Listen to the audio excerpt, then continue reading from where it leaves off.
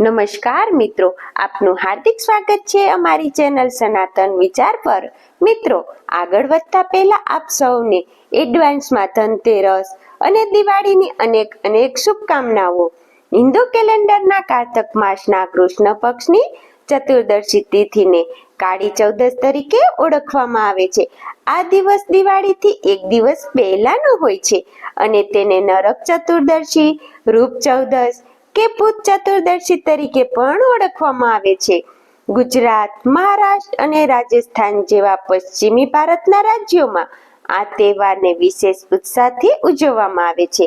કાળી શબ્દનો અર્થ કાળો અથવા અનંત છે, જે મહાકાળી માતાને દર્શાવે છે, જ્યારે ચૌદશ ચંદ્રકળાના 14મા દિવસનો સંદર્ભ પામે છે। આ દિવસ અંધકાર, અનિષ્ટ શક્તિઓ અને નકારાત્મકતાના વિશ્વાસનું પ્રતીક હોય છે।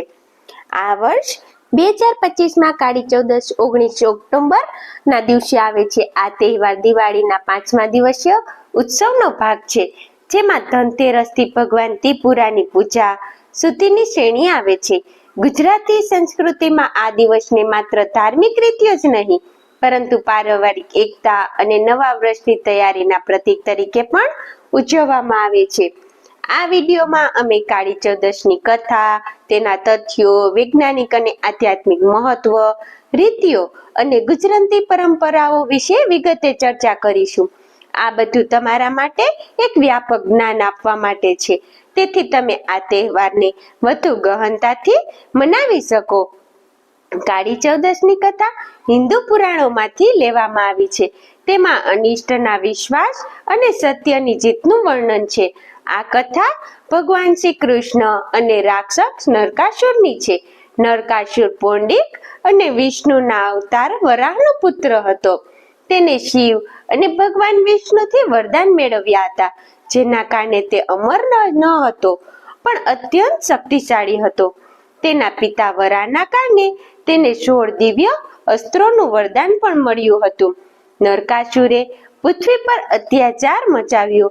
તેણે સ્વર્ગલોકમાંથી અદૃતિના કુંડલો, સાચીની માળા અને 16,000 સ્ત્રીઓનું અપહરણ કર્યું। તેના કારણે દેવગણો ભયભીત થઈ ગયા અને તેઓ ભગવાન શ્રી કૃષ્ણ પાસે પ્રાર્થના કરવા પહોંચ્યા। ભગવાન શ્રી કૃષ્ણ, જે સત્યભામાના પતિ હતા, તેમને વધ કરવાનું વચન આપ્યું। સત્યભામા પણ કૃષ્ણ સાથે યુદ્ધમાં જોડાયા। ખૂબ યુદ્ધ કડાકડનું હતું। નરકાસુરે તમામ દિવ્ય અસ્ત્રોનો ઉપયોગ કર્યો, પણ કૃષ્ણની ભક્તિ અને શક્તિથી તે હાર માન્યો। કૃષ્ણએ તેનો વધ કર્યો અને તેના કેદીઓને પણ મુક્ત કર્યા। આ ઘટના કાર્તિકીય માસની કૃષ્ણ ચતુર્થીના દિવસે બની હતી, જેને નરકાસુર વધ તરીકે પણ યાદ કરવામાં આવે છે। આ કથા ગુજરાતી લોકકથાઓમાં પણ પ્રચલિત છે, જ્યાં તેને અનિષ્ટના અંત અને ન્યાયની જીત તરીકે પણ વર્ણવવામાં આવે છે। કેટલાક પુરાણોમાં કહેવામાં આવે છે કે શ્રી કૃષ્ણ અને કાળી માતા સાથે મળીને નરકાસુરનો નાશ કર્યો હતો। કાળી માતા, જે સમયની દેવી છે, અંધકારનો નાશ છે અને પ્રકાશનો માર્ગ સ્થાપિત કરે છે। આ કારણે ગુજરાત અને મહારાષ્ટ્રના દિવસને કાળી ચૌદશ તરીકે ઓળખવામાં આવે છે। આ કથા બતાવે છે કે કેવી રીતે ભક્ત અને શક્તિના સંયોજનથી અનિષ્ટનો પરાજય થાય છે। કાળી ચૌદશની એક જ કથા નથી, તે વિવિધ પુરાણોમાં અલગ અલગ સ્વરૂપે મળે છે। એક વાર્ષિક કથા છે હનુમાનજીની સાથે જોડાયેલી। ભગવાન રામે લંકામાં જ્યારે અનિષ્ટ શક્તિઓથી બચવા માટે હનુમાનજીને આશીર્વાદ આપ્યો, ત્યારે તેઓએ કહ્યું કે કાર્તિકીય કૃષ્ણ ચતુર્દશીના તેમની પૂજા કરવાથી ભૂત, પ્રેત અને નકારાત્મક શક્તિઓથી રક્ષણ મળે છે। ગુજરાતમાં આ દિવસે હનુમાનજીની વિશેષ પૂજા કરવામાં આવે છે, કારણ કે તેઓ બળ અને રક્ષણના પ્રતીક છે। આ દિવસે યમરાજાની પૂજા કરવાથી મૃત્યુ અને નરકથી મુક્તિ મળે છે। દેવી ભાગવત પુરાણમાં વર્ણન છે કે કાળી માતાએ રાક્ષસોનો નાશ કરીને વિશ્વને અનિષ્ટની મુક્તિ કર્યું। આ કથાઓ બધી એક જ સંદેશ આપે છે કે અંધકારને સ્વીકારીને તેનો વિનાશ કરવો જોઈએ.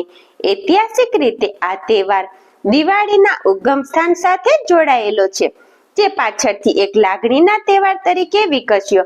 પ્રાચીન કાળમાં ખેડૂતો તાજા અનાજની વાનગીઓ તૈયાર કરતા, જે આજે પણ ગુજરાતમાં પ્રચલિત છે. વૈજ્ઞાનિક દ્રષ્ટિકોણથી કાર્તિકીય મહિનામાં આ દિવસ પૂર્વ વર્ષના અંતનો સમય હોય છે, જ્યારે વાતાવરણમાં ઠંડી વધે છે અને રોગોનું જોખમ વધે છે. આથી અભ્યંગ સ્નાન, તેલથી માલિશ અને ઔષધીય સ્નાન શરીરને ગરમ રાખે છે અને ત્વચાને રક્ષણ આપે છે. નીમના પાંદડા અને હળદરનો ઉપયોગ એન્ટીબેક્ટેરિયલ છે, જે ત્વચાને સ્વચ્છ રાખે છે. જ્યોતિષ શાસ્ત્રમાં આ દિવસ રાહુના મંદ અસરને દૂર કરવા માટે મહત્વનો છે. રાહુ અંધકાર અને બ્રહ્માંડનું પ્રતીક છે અને કાળી માતાની પૂજા તેને શાંત કરે છે. ગુજરાતમાં આ દિવસને રૂપ ચૌદસ પણ કહેવામાં આવે છે, કારણ કે લોકો કાજલ લગાવીને અશુભ નજરથી બચે છે.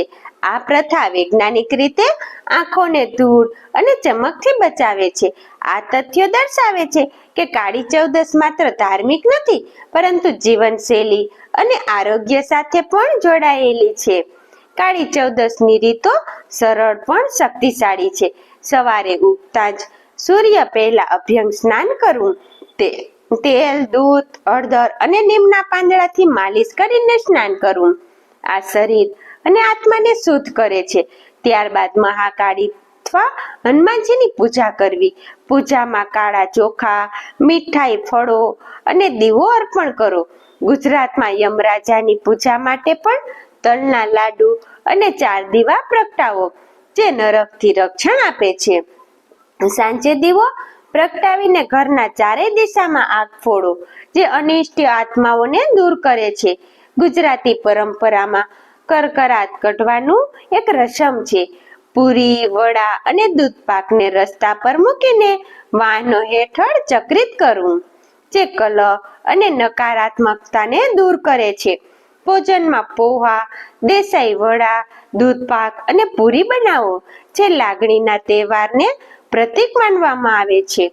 આ દિવસ નકારાત્મક વિચારોને છોડીને નવી શરૂઆત કરવાનો છે. તંત્ર મંત્રના સાધકો માટે આ દિવસ વિશેષ છે, જ્યાં તેઓ શમશાનમાં પૂજા કરે છે.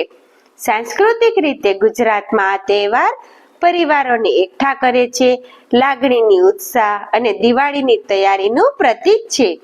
આ તહેવાર પર્યાવરણ સંરક્ષણ સાથે પણ જોડાયેલો છે. પ્લાસ્ટિક વિનાના દીવા, કુદરતી ઔષધિઓનો ઉપયોગ તે એકતા અને પ્રસિદ્ધિનો સંદેશ આપે છે.